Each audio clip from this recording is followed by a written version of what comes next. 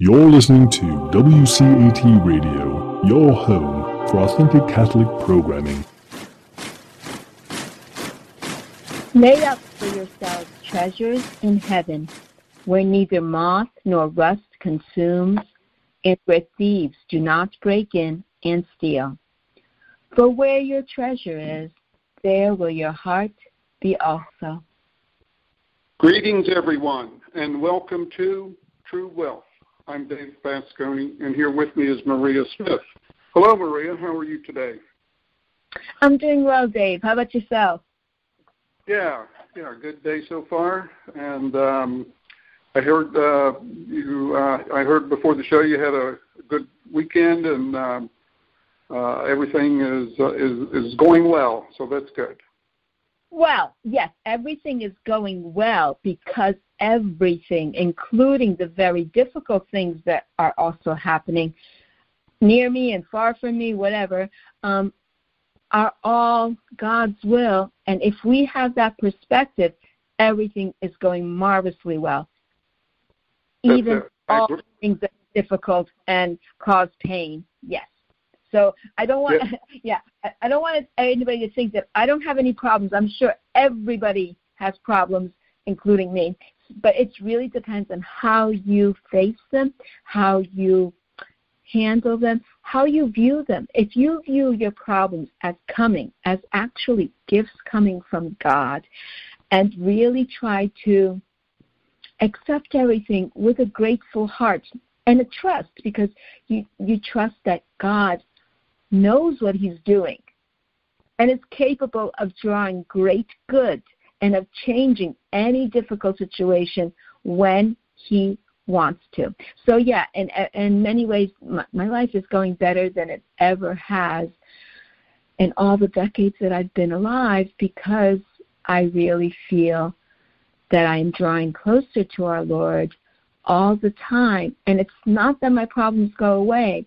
It is that I view them in a different way. That's it. It's all perspective.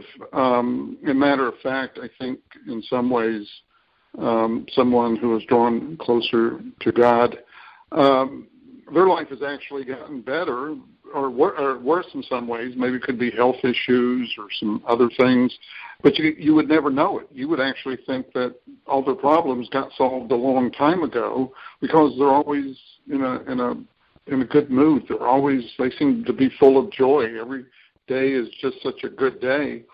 And it's really what you just described. It's the perspective that one takes. And I think I read something just the other day where you should even thank Christ for your problems. If someone is annoying you or a problem comes up, say, thank you, Jesus. I know this is going to make me a better person, because it allows me to use my patience and my understanding, and allows me to forgive. It allows all these things that will bring grace into my life. Exactly. So, good. I hope everybody can practice what you just described. So, Maria, we were talking. Everybody can, if they will it. If they will. This is where God's treasures are so amazing, because they're not just for the special people, a few chosen people. They're meant for every single person. And the worse you feel, the worse you think you are, the more God's treasures are meant for you in particular. Yeah, that's it. Matter of fact, they say don't pray for patience, because as soon as you pay to increase your patience, you will be tested. God will send some annoying person or problem your way to give you a shot at testing out your new desire to be patient. Have you ever heard that one? I don't know if I've heard it quite that way, but oh my goodness, have I heard many instances of that's exactly. You pray, you pray for virtue, God will hear that prayer, and you will be taken aback at how God. Yes, you pray for humility, about patience, humility, anything like that. Yes. Yeah. That's the one you don't want to pray for is patience, because you will be tested in short order. So, hey, we were also talking that maybe we could go into a little detail, a little in depth on the homily or the gospel 2 Sundays ago, where the talked about the landowner going into the marketplace to find workers for his vineyard. And if you're ready to start there, we can do that. Sure. Yeah, you start first and tell me your thoughts. Okay. Well, our pastor, he wrote something in the bulletin, and I'll share that with you, because in the gospel, there is a line, "Are you envious because I am generous?" Now, it says before we can answer that question, we need to know what envy is. I'm skipping around here a little bit, but I think you'll get the point. And he says, here's the definition I found in a commentary on this parable. Envy is not simply jealousy, which is the desire to attain or possess what the other person has. Envy is the sin of being upset at another's good fortune. So it's not just desiring something that someone else has. It's also being upset that they have that good fortune. So that I thought was a deeper insight to what most people would think envy is. Envy is just wanting what the other person has. But I don't know if most people would think in terms of not only do you want it, but you're upset, and which is sinful, but that person has that good fortune, and perhaps they worked hard to get it, and maybe they deserve it, and maybe it was given to them so that they can do good things with it. But you're upset because you see it as maybe something they got and you did not, just like the workers in the vineyard that got a full day's pay when they only worked 1 hour. Yeah. So that's what our priest wrote in the bulletin about that parable. Yeah. It reminds me of siblings, brothers and sisters who always want what the other one has, or don't want the other one to have what they have. They want it for themselves. And it's a very sad state when we, as children of God, and I'm going to put this even more, generally speaking, every human being, every man, woman, and woman, but also I'm going to put it more specifically with Catholics. If we really want to share our faith, if we really want to be apostles for our Lord of the good news is very, very, very good indeed, and it's meant to be shared. And if we want to do that, we can't be squabbling like little children or envious, or it's my toy, it's not yours, he shouldn't have it, he took what's mine, all these things that little kids do because it's human nature. But as adult Catholics, Christians, we should not be acting that way. And unfortunately, I see that so much in parishes and dioceses, all over the U.S. and all over the world. I get it that other Catholics will do things that we won't do, or think in ways that we don't necessarily think. But instead of arguing, debating, getting angry and upset, being envious, can we just really work towards things in the most charitable way, in the most supernaturally charitable way? So yeah, this envy thing, the workers there that the landowner hires, and I see this very, very much, and it's very distressing. I really try to keep out of it. When people start arguing, it's like, I have better things to do, and if I can help people to stop arguing just by not arguing myself, that's what I'm hoping. It's like, somebody's upset because a certain priest does things this way. Another person's upset because another priest does it that way, or because the other parishioners are doing this, or because this group is doing that. you can address certain things. But when you see that somebody's getting angry, and this really goes for any fight. I mean, if you have, a husband and a wife, or if you have siblings, adult siblings, or neighbors, whoever is really fighting, as long as the other person, as both people are open to listening to the other, fine. But as soon as they're not, as soon as one of them starts to get angry and starts losing his rational or her rational ability, it's time to stop. It's not going to get easier. It's not going to get better. The other person will not understand if there's anger and envy coming forth. I was intrigued by what you were saying. So you're saying that you've seen, I would call them squabbles about things that probably should, the tension should not have happened. It should have been worked out in a different way. Has this happened recently? And you said, in the diocese and also around the world, are you talking about people, some group deviating from the faith, and other Catholics are getting upset, or is it more just little practices within the church? Well, I think that this COVID pandemic has brought a lot of things out, and people are upset about certain practices. There's a lot of flux going on, and I mean, I'm sure you've probably heard people complaining and not being very happy, even at your own parish, about certain rules and regulations that the priests have put into effect. There's a lot of that, I believe, going around. I mean, I even see that on videos that I watch online, and I think that there is definitely a place for dialogue, a place for trying to understand. I mean, that's been the way with the Catholic Church throughout the centuries. We didn't come to certain understandings until people took opposing views. And then we came to certain understandings of basic truths of our faith.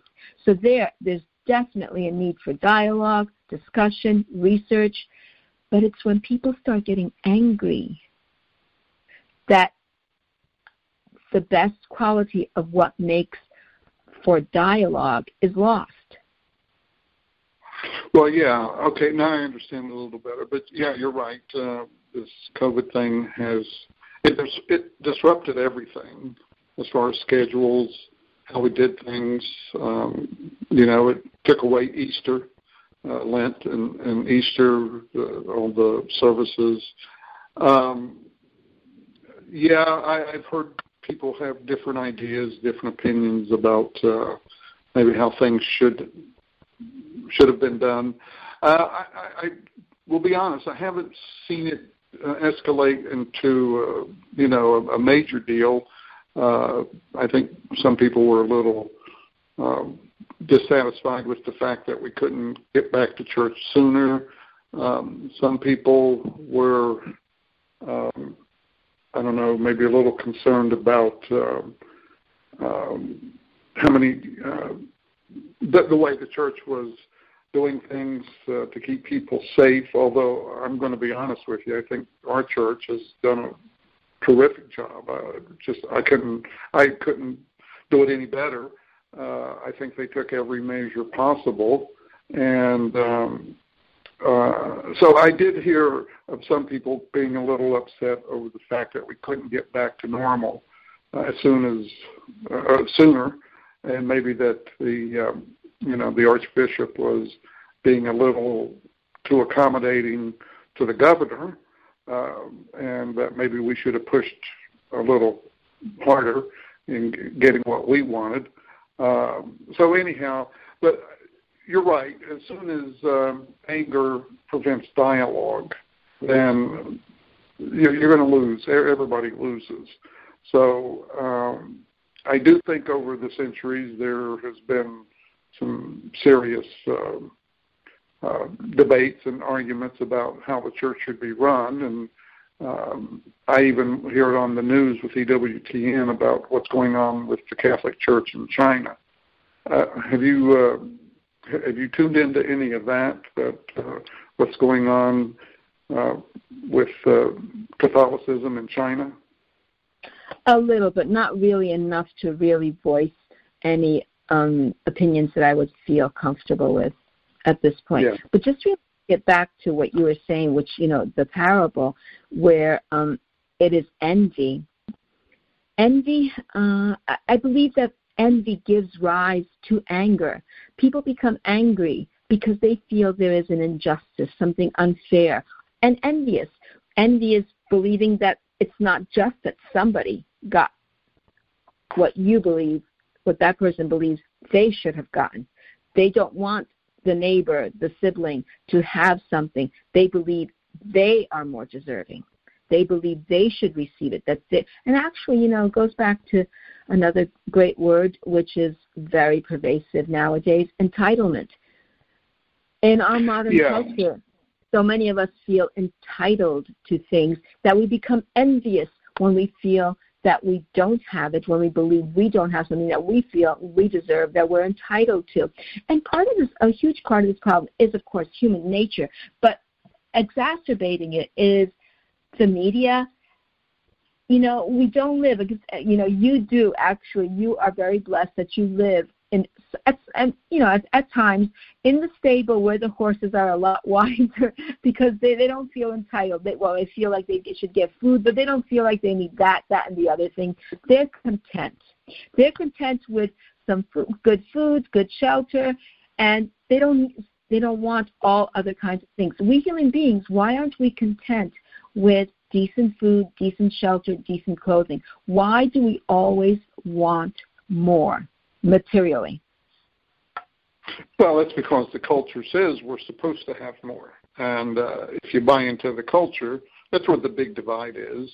If you buy into the culture, you're going to be envious, I think, unless you're one of the ones that has everything.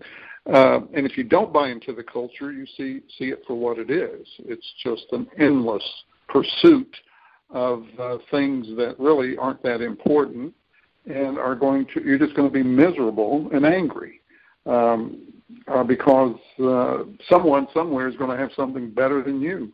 And so I think when you come to that crossroads about which direction to take, just see it for what it is about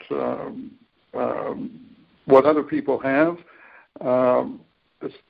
As long as you have what you need, the basics, there's nothing wrong with trying to improve your life. I'm not saying anybody should live like like a hermit, or if you like nicer things and you work for them and you can get them, fine, as long as they don't become your God.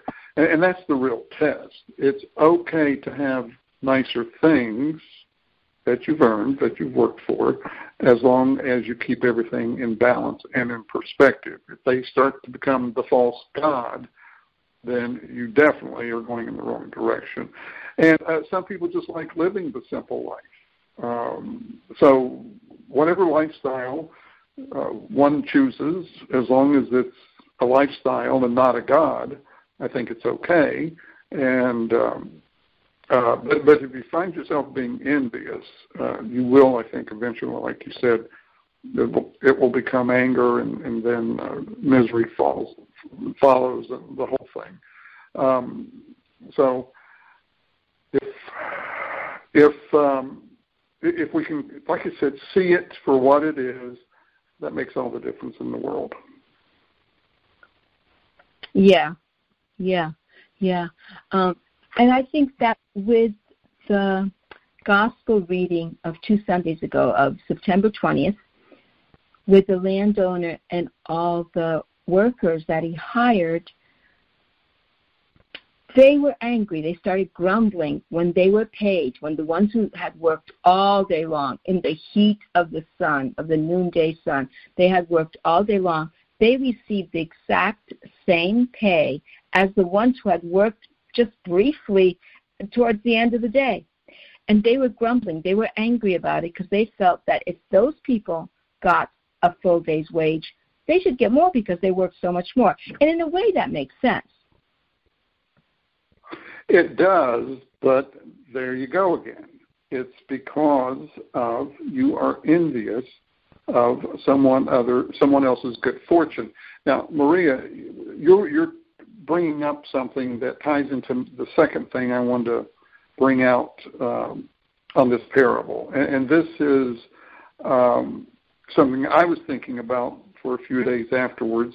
But so unless you have something else to add, let me just give you my thoughts on what happened between the landowner and the workers and how it ties into, I think, Catholic social teaching, because I really do believe that parable has so much more in it than just the envy part that we just talked about. Did you have something else you wanted to add before I... Eager to hear what you have to say. Okay. Well, we all know that the landowner went out at dawn, then again at 9 o'clock, at noon, at 3 o'clock, and then late in the day at 5 o'clock. And he saw people in the marketplace, and he asked, "Why do you stand here idle all day?" And they responded, "Because no one has hired us." And he said to them, "You too go into my vineyard." Now, and you just talked about that it didn't matter when you were hired, whether it was at dawn or at noon or at 5 o'clock, everyone came away with the same pay. The thing that strikes me is two elements of Catholic social teaching. One is human dignity, and the other one is common good. I'll talk about how I see this parable addressing human dignity. These workers that were hired at 5 o'clock, they were there all day. They were there perhaps at dawn or at 9. So they were willing to work. It's just they weren't chosen. No one has hired us was their answer. However, the landowner, being a generous man and a wise man, knew that these people willing to work probably had families to support, just like all the other workers. And by giving them a full wage, they were able to take care of their families and maintain dignity within the community because they were able to do it for themselves and they didn't have to go beg or ask other people. So I think the landowner saw this whole situation in the marketplace much deeper than just people being hired and you get paid so much an hour and the number of hours times the wage is what you get. I think he saw this from a totally different perspective. And again, human dignity is one of the tenets of Catholic social teaching. That's my take. What do you say? I've never quite thought of it that way, but I think that makes a very good point. And let me tell you about the second one that I think this parable really addresses. Is the second tenet is the common good. Now, once again, by paying everyone the same, a full day's wage, it supported the common good because by giving everyone enough to live on, to support their families, there were fewer poor people to have to deal with. Can you imagine the person that worked at dawn came away with enough to take care of his family? The person that started at noon had to scrape to make sure he could take care of his family. And the people hired at 3 and especially at 5 simply wasn't enough. But the landowner, who was obviously wealthy enough and generous enough, he was addressing the common good as well. Yes, he was actually quite fair because he was, like you said, not leaving people in poverty. And that's really what would be such a wonderful thing if the rich people in the world would share their wealth with their employees. instead of being forced to share it through a dictatorial regime. Yeah, and to me, that right there, what you just said, is people realizing that they have enough to share their surplus in a responsible way, okay? And again, if you own a company and you have done well, then as much as you can, share that your surplus with your workers. You don't have to make them all rich, but you should make sure that they live in a way they can take care of their families. They meet the requirements. You're giving them what they need for human dignity and the common good. And to me, that right there, if it's done from the heart, then you don't need some other institution to do it for you. And that's the problem we have today, I think. Yes, is that I agree totally with you. Pardon? Yes, I agree totally with you. That is the problem we have nowadays. Yeah. And again, it's Catholic social teaching, and there are other tenets to it, but those two stuck out at me when I heard this parable, and I started thinking about it in other terms. Envy is one for sure, and the fact that the landowner, when the people started grumbling, which is what they would do, he says, "Are you envious because I am generous?" So that's why I'm saying the landowner was a very wise man in doing what he did. And apparently a lot of the workers didn't see the reason why. However, it's a parable, and Jesus told it to teach us how we should think, not like the workers, but along the way of how the landowner was trying to run his business, but also to improve the lives and to help other people live their lives. Yeah.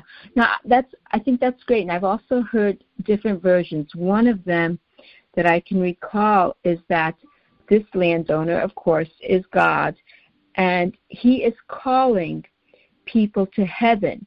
And the ones who work their whole lives long, 70, 80 years, faithful to God, work for him in his church, in the parish, or faithfully attend Sunday Mass and even weekday Mass when they can, they go to heaven. But the ones who live a very dissolute life for most of their lives and then at the end convert, they too get the fullness of heaven. And the ones who have worked, their whole lives through could be very envious and say, why did they get the same thing that I get? Yeah, I think that's the whole point of what the parable is trying to tell us. Don't do that. And I would hope that, again, we talk about the natural and the supernatural, that if we are fortunate enough to be in heaven and we see these other people who at the 11th hour converted are there too, we would be full of joy for them. And remember, we talked about this once before, about the definition of Christian love. Christian love is not saying that you have to like someone, it's that you want the best for them, despite not liking them. And that's what Jesus told us. We are to love one another. He didn't say we had to like one another.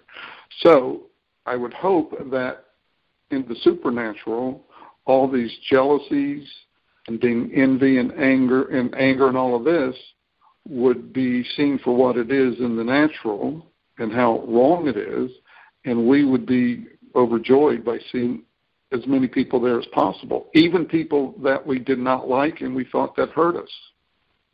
Excellent. Exactly. Yes. I agree with you totally. That is exactly what it means to do God's will, is to want the good the best for everyone, and the best, the good, is heaven. And especially those people to whom you feel to whom you feel more of a repelled from, that you don't like them, that they rub you the wrong way. I mean, we all have people like that in our lives, and those are the ones that we really need to wish the good for, because the other ones that we do love and feel an attraction for, it's really very natural that we want the good for them to a certain point too, because even there we need supernatural help, because even if we're attracted to somebody, if they get something that we think is too much, too good, we can also be jealous for that. Oh yeah, absolutely. I've seen it. I've seen it, and I was, to be honest, a little surprised at some of the people. I would have thought they would have been very happy for anyone's good fortune, but it turned out that I think they were not so much, and I think a little jealousy, a little envy. It worked itself out in time, but initially it was there. So I think this parable really addresses us in our everyday life. There's so many lessons that can be taken from it. And one other thing about Catholic social teaching, I don't think it's understood at all. I think outside of the Catholic population, it might not be understood except by a handful. And even within the Catholic population, I'm not sure if even half of them understand what Catholic social teaching is. And again, I don't have any data. It's just my knee-jerk reaction based on what I see. If everyone could understand it and what it accomplishes and how much better things would be, I think people would just be drawn to it. It would be so attractive that they wouldn't. The priests and the people out evangelizing could really take a break, because it's so attractive in itself as to the problems it solves. Absolutely, it does. It is a well-ordered system that has at its heart the good of each individual and, as you said, of the society as a whole, the common good. And the more each individual is given the dignity that they innately have, is treated with dignity and respect, and giving their fair share, the more it's good for the whole group. The better off that each individual is, the more that they use their talents, their skills to their potential. It is for the common good. It is for the good of the whole group. Right, and if you think about this, if you think that you're being respected, your dignity is, being respected, and you share in the common good, there's nothing to protest. I think people that don't feel that are the ones that need to protest because something's wrong. Yeah. And once again, Maria, it just, if it were understood and practiced, Catholic social teaching, all this stuff would just go away because there's no room for it. It's either one or the other, and if the good, it literally pushes out the bad. And I'm not saying we don't have problems. It goes back to what you were saying about your life at the start of the show, but it's your perspective, your attitude is positive. You understand everything. And not only do you receive dignity, but you show respect to other people. And that's contagious. And it just grows. It blossoms. Yeah, it's contagious. It's attractive. It is what will draw people to you and to the Catholic faith. You will be like a conduit, to God, because people will want to have what you have. And when you tell them it's yours, if you want, just like we said earlier in the show too, if you want to have it, you can. God will give it to you. He's longing to give everybody his treasures, his graces. But many people, out of all kinds of evils, namely envy, pride, trying to stick to they want envy and pride, I guess, would really be so top there, because people don't want to ask God for graces because they don't want to put themselves lower than God. That, to ask somebody for a favor and asking God for help is a huge, huge favor. You have to really know that you can't handle something. You have to admit it to yourself, that your money, your resources, your intelligence, your know-how, your connections, you can't solve what's going on right now in your life, and you have to turn to God. So it's putting yourself in a lower position. You have to lower yourself. You have to humble yourself. And that's something that many, many, many people do not want to do. Yeah, and as you were talking, a thought came to me that how is it that someone can have many things and still be, and still can humble themselves? I actually think, and you can give me your thoughts on this. Again, this is just a quick reaction to what you were saying. I think if someone starts, maybe in a poor position or in a very humble position, whatever that is, being poor can make you humble. Can also make you angry. But let's say that you start out and you're very fortunate. You've been blessed.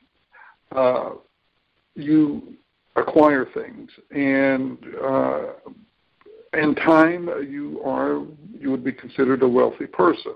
Now, let's say in your younger days, the early days, you were a religious person. You saw God as your creator, your savior. You believed in heaven. You were Catholic, and you followed Catholic teaching. And through your life, you attained this great wealth. I could see that person still being humble before God because of where they started, as opposed to someone who may have started well off, maybe no fault of their own. It could be the second generation, third generation. The family wasn't religious, and they just assumed that everything was because of their work, their sweat, and God had nothing to do with it. And they may never humble themselves to accept a creator, a God. However, it could happen if they lose everything and they're desperate and they may be looking for answers. I could see that possibly being the event that triggers that. But it seems to me that, because there are people out there that are very wealthy and yet very devout. And a lot of times they started with very little, but they took their faith with them, and they recognized the role that faith plays in their life. Whereas the person who had it all and didn't have to really think about God as being part of anyone's success, they may never realize that unless, like I said, they lose it all, and then they come to Jesus. They have that come to Jesus moment. Anyhow, is that too much? Is that too simple of an overview? I think that there is definitely some validity to that, but it's not necessarily so. I don't think so, because you do have quite a few poor people. I think it's really the perspective. I think it's really the culture. When people are raised in a more moral culture, a more Catholic culture, a more Christ-centered and God-centered culture, I think that people are more apt to look at life that way. So there's definitely truth to what you're saying. I've always thought that, but now actually I think that I used to hold that view more strongly. Now I really see it as it's really anybody who's seeking for truth, whoever it is, whether you're poor or not, because there's an awful lot of poor people who are very upset at their fate, who are very angry that they don't have more like other people. And there's very many rich people who don't give a thought to God because they think they got everything under control. But if a person is really seeking for truth, they will, whether they're poor, rich, or in between, they will, if they're sincerely seeking and they persevere in this quest, they will find God and they will find the truth.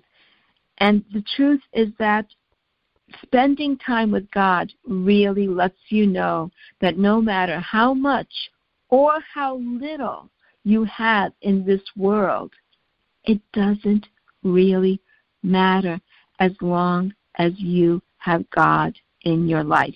And the saints bear witness to them. There were saints who were kings and even emperors and queens. There were saints who were poor their whole life through. Sainthood is for anybody who is seeking the truth and with a sincere heart. They will find the truth. The truth is God. And when somebody finds God and sits with God and converses with God and lets God speak to them into their hearts, they will know the truth. The truth being that God has everything and we, as his creatures, have nothing of our own, absolutely nothing, except one thing, our will. Our will is free to do it as we please because it belongs to us. And this is why the greatest gift that anybody can give to God, which is what God longs for, is for us to say, here is my will, thy will be done. Yeah, no, that's right. I think your response is more of an overall view of every individual's situation. I was kind of referring to the wealthy, the people that might think that all their wealth is strictly theirs, and how hard it would be for them to humble themselves before God, thinking that it's not just them. But what you did, I think, with your comments, you expanded that to everybody. I just, there's a verse that says it's easier for a camel to pass through the eye of a needle than a rich man to enter into heaven. I don't know the verse, but I'm sure you're familiar with it. It's that kind of. I was kind of addressing that with my initial comments, but no, I agree with you. I think that if someone has God in their life, that person will at least have the ability to view their life through that lens. And if they don't, then, who knows where they end up or how they view life. I'm not saying that they are necessarily going to be a problem, but they may not be suffering the way that you and I would see it. Yeah. Yes. What you said, that with the wealthy, that they think that whatever they own is all theirs. So, yeah, you have a point there where it's more difficult for wealthy people. But another thought came to me. In our modern advanced nations and cultures, there are really very few poor people. I mean, the people who are poor in America get government aid. The people who are poor in other countries get nothing but malnutrition. Poor in this country is rich in so many other countries. I mean, it's beyond. Exactly. Beyond. Exactly. Yeah. So when you're talking, actually, if you're talking about the wealthy, in America, just about everybody really is wealthy, and the middle class is wealthier than most people throughout all the centuries. People who are poor there are people like that in other countries in the world, and they are malnourished. They're dying of disease at these rapid paces, but we're not there, and we do. You're right. we think that what we have belongs to us. We think that makes us not in need of God. And so what you were saying too, when it's taken away from them, it can be your health too. Your health, your money, your possessions are taken away from you. But I've seen too that yes, people in need do turn to God, but sometimes they go in the opposite direction and they become bitter, or if they were already somewhat bitter, they become even more bitter. Yeah, I think we talked about that on a past show, that when something happens in your life, it can either make you bitter or better. Do you recall that? Bitter or better? Yes, exactly. Yes, I remember that. Yes, you said that. Yeah. Mm-hmm. Yeah. So, once again, let's put that umbrella of Catholic social teaching over everything. And if people, including nations, were tuned into that and lived it, a lot of these issues, these social issues, again, I think just go away. Now, if there's a drought and a famine, there's all kinds of things that can happen, natural disasters that can cause starvation and all. I'm not saying those things go away. I'm just saying some of the social strife that we bring on ourselves would go away. So then we would be able, as a community, whether it's locally or nationwide or globally, be able to deal with some of the natural disasters. I mean, I think in some ways this country does a very good job in doing that, but it probably could be improved upon if we all had these tenets of Catholic social teaching, not only something we knew about, but something we actually lived. We practiced. That's how communities were set up, and that's how we conducted business. Yeah, exactly. Yeah. Well, we pretty much reached the end of our time once again.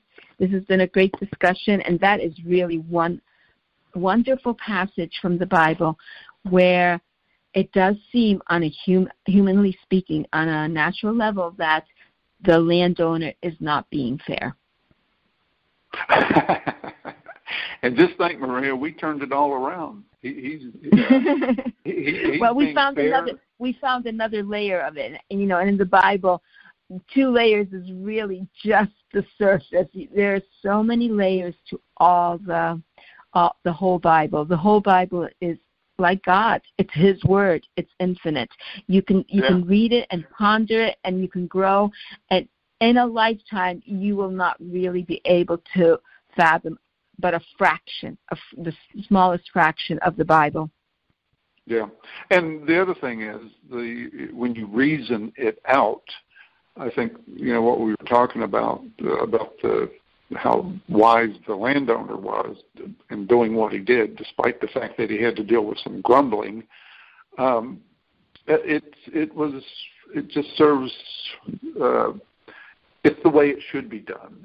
Jesus is telling that parable for a reason, and I think it's probably been discussed countless times in all the homilies going over the centuries.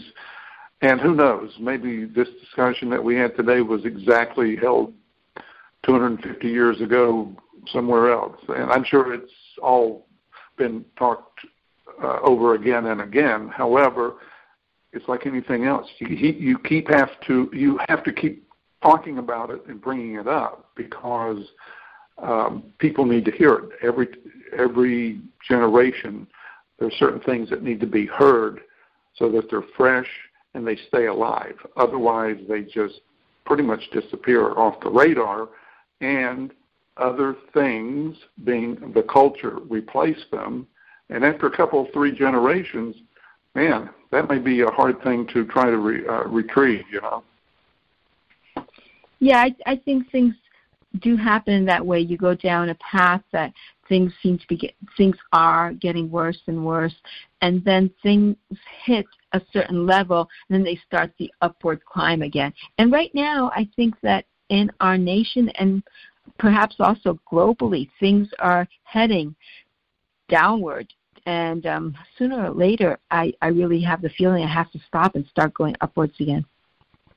Well, I do think there are bright spots. Once again, I think we've said that despite the big picture, if you stand far enough back, you see a lot of misery. But if you get a little closer, you see these little tiny things starting to glow. And so there is some light in the world. And I think in time, those little dim things will get brighter and brighter, because if we're going to save our families and our countries and the world, at some point you got to get it right. You can't keep getting it wrong forever, because that's when it really does disappear. But at some point, as you were saying, it's got to turn around. You got to start getting it right at some point for things to recover.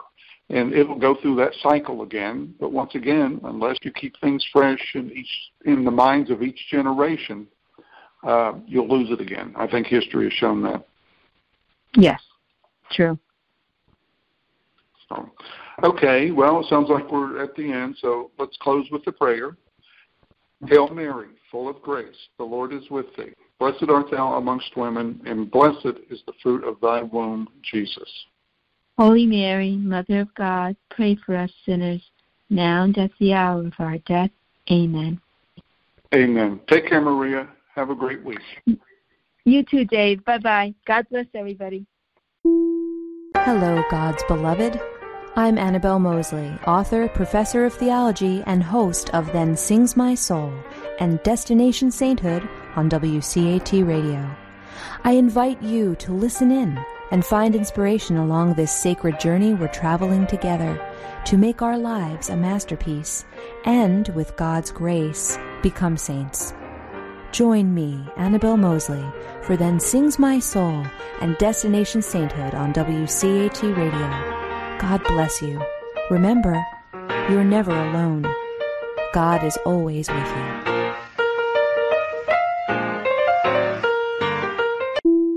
To a production of WCAT Radio, please join us in our mission of evangelization. And don't forget, love lifts up when knowledge takes flight.